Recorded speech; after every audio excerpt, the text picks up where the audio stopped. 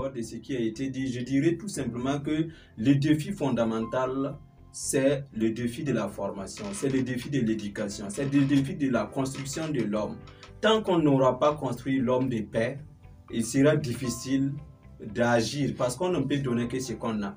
Si on est formé à donner la paix, si on est formé à donner l'amour, alors on pourra faire un effort. Et j'évoquais le cas du Malien Cissé, l'homme politique malien, l'opposant malien qui a été enlevé et qui a retrouvé la liberté. Ça veut dire quand même que ces gens-là, ils ne sont pas des sauvages, ils te prennent et puis t'exécutent. Et au départ, vous avez parlé d'idéologie. C'est tout un message qu'ils donnent au monde entier en libérant ces gens-là aussi.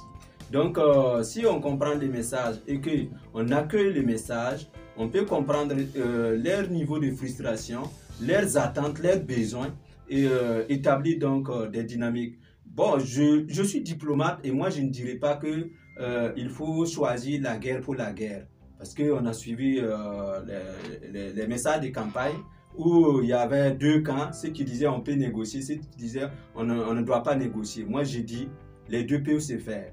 Si vous pensez, parce que c'est une question de rapport de force. Si vous dites que vous ne négociez pas, il faut avoir les rapports de force pour imposer donc votre sécurité et puis permettre aux gens de... Mais si vous savez que il faut trouver une situation médiane, il faut accompagner le rapport de force par